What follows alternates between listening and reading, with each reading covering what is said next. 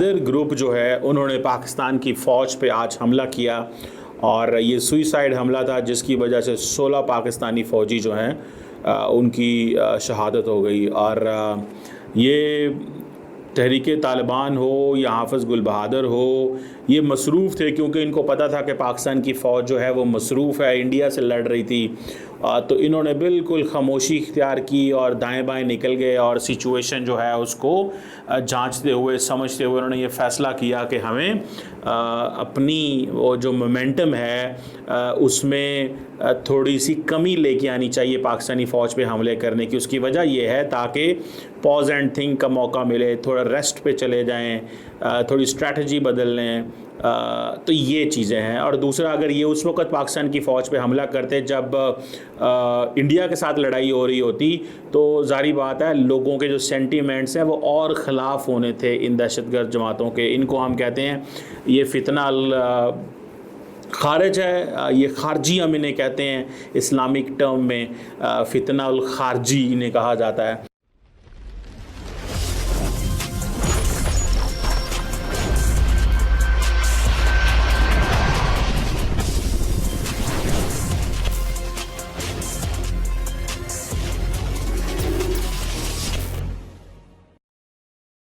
जी hello दोस्तों, मैं हूं कमर चीमा। उम्मीद है आप लोग ठीक होंगे।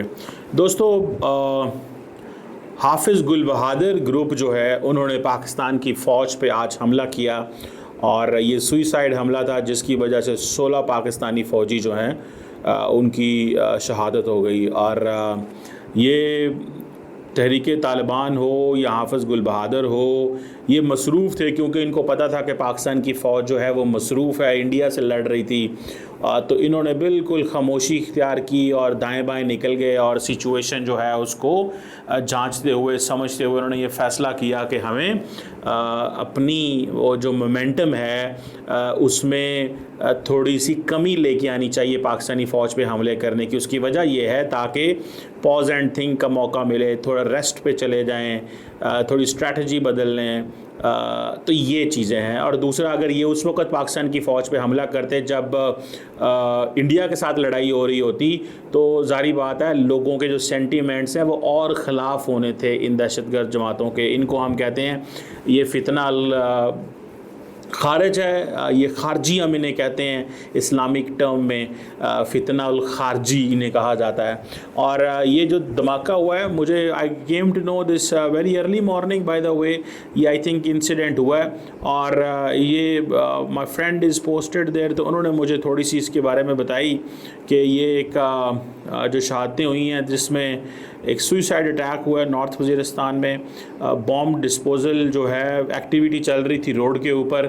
और अब मैं आपको क्या क्या कहानियाँ सुनाऊँ कि क्या क्या चैलेंजेस जो हैं वो सामना करने पड़ते हैं पाकिस्तान को। और देखें, अफ़गान तालिबान ने रिसेंटली ये कहा था, उन्होंने कहा था कि जनाब ऐसे लोग जो अफ़गानिस्तान में बेस्ड हों वो पाकिस्तान या किसी और मुल्क में जाके हमले नहीं कर सकते।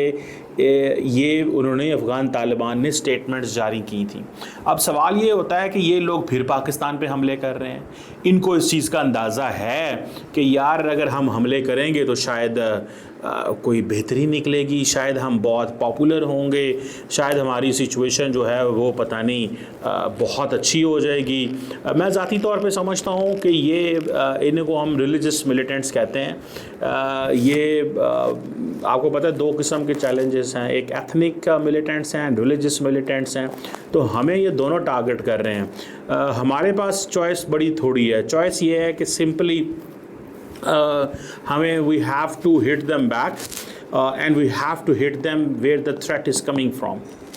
जहाँ से ख़तरा आ रहा है वहाँ पे जाके करना पड़ेगा। लेकिन हमने अफ़गान तालिबान को काफ़ी ज़्यादा अपने साथ में लाने की कोशिश की और उनको बताया है कि भाई आपका जो असल दोस्त है वो पाकिस्तान है, आप पाकिस्तान से इंगेज करें। लेकिन अफ़गान तालिबान का मसला यह है कि अगर वो इन गिरोहों को, जत्थों को हाथ डालते हैं, एलिमिनेट करते हैं तो ये गिरोह उनके ख़िलाफ़ हो जाएंगे। तो वो समझते हैं कि पाकिस्तान से लड़ रहे हैं, पाकिस्तान से लड़ने दो, हमारे साथ क्यों? क्योंकि उनको वो समझते हैं हमारे लिए जो बड़ा थ्रेट है वो इस्लामिक स्टेट है। ठीक है जी, उनके लिए अफ़गान तालिबान कहते हैं हमारे लिए बड़ा थ्रेट जो है वो पाकिस्तानी गवर्नमेंट नहीं है, तो हमारे लिए बड़ा थ्रेट जो है वो टीटीपी भी नहीं है। ये ग्रुप भी नहीं है, ख़ास तौर पे गुल बहादुर का जो ग्रुप है ये भी नहीं है। तो वो समझता है कि हमें वहीं रहना चाहिए जहाँ पे हम खेल रहे हैं। So what I understand and what I have realised over the period of time, मुझे ये लगता है कि कहीं ना कहीं पे किसी न किसी माइंडसेट में, किसी न किसी फ्रेमवर्क के अंदर पाकिस्तान को थोड़ी सी जंग जो है वो अफ़गानिस्तान के अंदर भी लेके जानी चाहिए। गो कि पाकिस्तान ने अफ़गान तालिबान को मैनेज किया है, उनको कहा है कि भाई बाज़ आ जाओ, बाज़ किस चक्कर में आ जाओ, उनको पैगाम भेजा है थ्रू चाइना के साथ। हमने उनके साथ राब्ते किए हैं, चाइना और हमने आपस में मिलके एक ट्राइलैटरल ग्रुप बनाया, पाकिस्तान, अफ़गानिस्तान, चाइना। इसी तरह पाकिस्तान, जिस तरह बांग्लादेश, चाइना हमने ग्रुप बनाया है। तो हम चाइना को खित्ते के अंदर अपने इन्फ्लुएंस को इस्तेमाल करने के लिए चाइना को पाकिस्तान बहुत एक्टिवली यूज़ कर रहा है। और चाइना को भी इस चीज़ का पता है कि ये अच्छा फ्रेमवर्क है कि जिसमें पाकिस्तान हमारा पार्टनर है, ठीक है, बड़ा पार्टनर है। पाकिस्तान देखें, Pakistan, China, Afghanistan, Pakistan, Bangladesh, Afghanistan, Pakistan, China, Iran, ये वो ममालिक हैं जिनके साथ हर जगह हम चाइना के साथ इंगेज हैं। और चाइनीज़ को इस चीज़ की समझ लगी है कि यार पाकिस्तान से इंगेज करना है तो ये ट्राईलैटरल्स कोई सिस्टम हमें बनाने की ज़रूरत है। So I think that is which is important, that is where I do find the thing.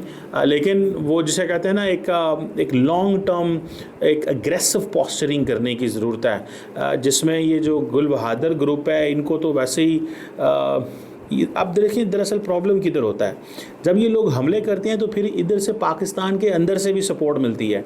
Late me tell you interesting thing. A friend of mine who was a soldier, he once told me an anecdote. उसने कहा कि हमारे साथ कई दफ़ा ऐसे होता है कि हम किसी गांव से गुजर रहे होते हैं या हम किसी ऐसी जगह से गुजर रहे होते हैं, एंड उसने कहा पता है क्या होता है, जो इंटरेस्टिंग चीज़ उसने बताई, उसने कहा पता है क्या होता है। मैंने कहा जी क्या होता है। उसने कहा होता ये है जनाब कि आपके ऊपर गांव से हमला हो जाता है, और कहता है अगर दोबारा हम वहाँ पे हमला करेंगे तो लोग मारे जाएंगे, और वो हमारे लोग होंगे, अपने लोग होंगे। समझ रहे हैं बात को? हमारे लोग होंगे, अपने लोग होंगे, वो कहते हैं कि वो मारे जाएंगे। तो वो किसी कीमत के ऊपर इस चीज़ पे पाकिस्तानी फ़ौज ये कहती है कि अगर हमने गांव पे तो नहीं हमला कर सकते, क्योंकि हम हमला करेंगे तो आम बंदा मारा जाएगा। वो टारगेट पे, क्योंकि हमारा जा रहा कॉन्वॉय के अंदर है 50 गाड़ी, 30 गाड़ी, 100 गाड़ी, 20 गाड़ी, तो वो हिट करना आसान है क्योंकि उनको पता है फ़ौजियों को मार रहे हैं। अगर फ़ौजी वापस उस गाँव पर हमला करेंगे तो वहाँ पर तो आम लोग मारे जाएंगे। तो ये लिमिटेशंस होती हैं हमेशा फ़ौज की ऑपरेट करने की। समझ रहे हैं बात को? ये हमेशा फ़ौज की लिमिटेशंस होती हैं, मैं आपको बात बताऊँ, ऑपरेट करने की।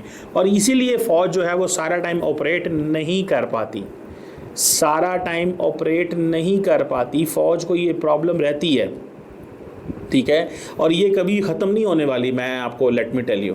सो हमें क्या चाहिए, what we need, what we want to understand and what we want to make to the world.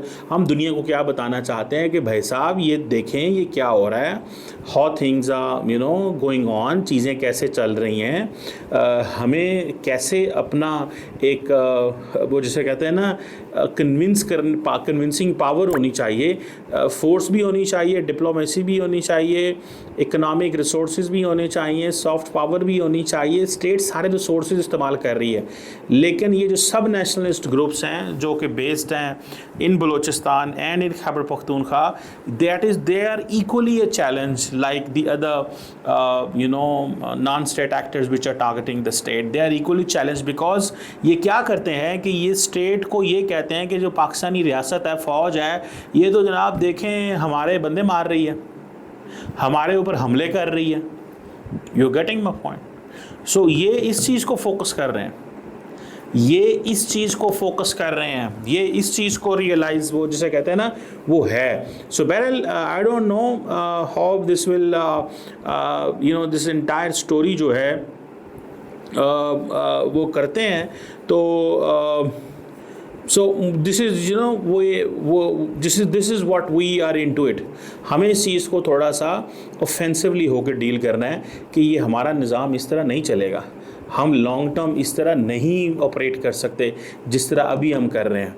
कि अगर देखें, अगर हमने दुनिया से कहना है कि कारोबार करो तो इनको ख़त्म करना है, अगर हमें दुनिया को ये कहना है कि भाई हम जो है वो एक पीसफुल मुल्क हैं, करना पड़ेगा। अब मुझे ये बताएं, मैं अगले दिन कुछ सरकारी ऑफिसर्स के इंटरव्यू में किसी पैनल में बोर्ड में बैठा हुआ था, तो मैं उनसे सवाल किया, मैंने कहा आप जब जाएं बाहर तो पाकिस्तान को जब आप रिप्रेजेंट करेंगे तो अगर आपने पाकिस्तान के बारे में ये बताना हो कि आएँ आप पाकिस्तान में इन्वेस्टमेंट करें तो क्या कैसे कहेंगे?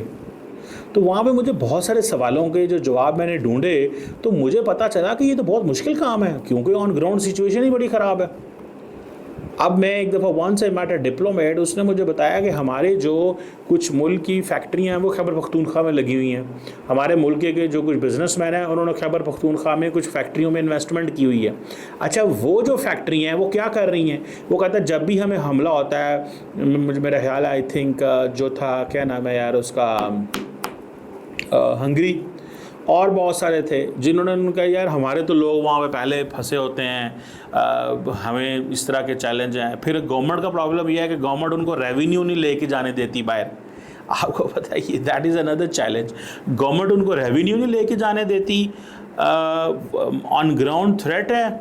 हाँ, जो जिसे कहते हैं ना, रेवेन्यू बहुत है, पैसा कमाते हैं। मैं आपको छोटी सी मिसाल दूँ, ब्रिटानिया का जो NHS national health service system है वो क्या करता है? ब्रिटानिया का नेशनल हेल्थ सर्विस सिस्टम जो है उसकी आप मज़े की बात देखें, वो इस्लामाबाद में हॉस्पिटल बना रहा है और वो जो प्रॉफिट आएगा वो प्रॉफिट ब्रिटानिया जाएगा। क्यों ब्रिटानिया इस्लामाबाद में हॉस्पिटल बना रहा है? क्योंकि उनको पता है यहाँ पे the people are rich, people have resources, people travelled abroad for money, they don't have a good hospital here. तो हमें एक ऐसा हॉस्पिटल बनाना चाहिए जो ब्रिटानिया का, हालांकि ब्रिटानिया का कहा जा रहा है कि आजकल जो हेल्थ सिस्टम है वो कोलैप्स कर गया हुआ है, लोग ज़्यादा हैं, अपॉइंटमेंट्स नहीं है। पिछले दिनों मुझे याद है ऋषि सुनक साहब जो उस वक्त प्राइम मिनिस्टर थे, तो उनके होते हुए एक पता नहीं बड़े मेजर किसी जर्नलिस्ट ने कहा कि मेरी अपनी वालदा जो है वो कई घंटे पड़ी रही, उसकी बारी नहीं आ सकी, 8 घंटे 9 घंटे हमें इंतज़ार करना पड़ा। So the point here is के that is something very very important, that is something जिसको हमें थोड़ा देखना पड़ेगा कि यार चीज़ें हमें अपने यहाँ पे कैसे बेहतर करनी है, वरना यहाँ पे कोई कारोबार नहीं करने आएगा, कोई इन्वेस्टमेंट नहीं करने आएगा, यहाँ पे कोई पैसा नहीं लगाएगा और हम इसी तरह ही कहते रहेंगे आएँ पैसा लगाएं, आएँ यहाँ पे करें। ये हमें मिलिटेंट्स को वंस फॉर ऑल जान छुड़ानी पड़ेगी। हम देखें एक तरफ हमारा प्रॉब्लम क्या है कि हम काइनेटिकली इंगेज हो जाते हैं इधर से, उधर से भारत भी हमें जब मर्जी इंगेज कर ले, ठीक है जी। उधर से एक्सट्रीमिज़म के चैलेंजेस हैं इंटरनली, कभी TLP उठ खड़ी होती है, कभी और रिलीजियस ग्रुप होता है, फिर पॉलिटिकल वायलेंस का अलग खतरा है। तो ये 4-5 किस्म की चीज़ें हैं। तो गवर्नमेंट ऑफ पाकिस्तान जो स्टेट कैसे लड़ सकती है इतनी चीज़ों से? इधर से TTP से लड़ के फारग होंगे तो बलोच मिलिटेंट आ जाएंगे, बलोच से लड़ेंगे तो भारत आ जाएगा, भारत से फारग होंगे तो जो रिलीजियस मॉब हैं वो आ जाते हैं, मॉब वेंडलिज्म से निकलेंगे तो आपकी जो है वो जो रिलीजियस वेंडलिज्म से आ जाएंगे, जो सीधा बंदे को पकड़ते हैं और कहते हैं यार ये अहमदी है, ये शिया है, ये सुन्नी है, ये फलाना है धमकाना है, इसके नाम पे बंदे मारने देते हैं। फिर आप पॉलिटिकल वायलेंस, इमरान खान की पार्टी शुरू हो जाती है या बाकी कोई भी पार्टी। तो मेरी तो असेसमेंट ये बड़ी क्लियर है, ठीक है, कि भाई ये काम जो है वो ख़राब हो चुका हुआ है। अगर आपने इन सारे फैक्टर्स को मद्देनज़र ना रखा, things are not going to be better. मुझे एटलीस्ट नहीं लगता, मैं I am unable to understand the story. मैं इस स्टोरी को डाइजेस्ट नहीं कर सकता अगर ये चीज़ें इस तरह चलती। देखते हैं कि गवर्नमेंट ऑफ पाकिस्तान क्या गुल बहादुर ग्रुप को इसको एलिमिनेट हम कर सकते हैं कि हमें कितना वक्त लगेगा। I think time will tell. Thank you very much.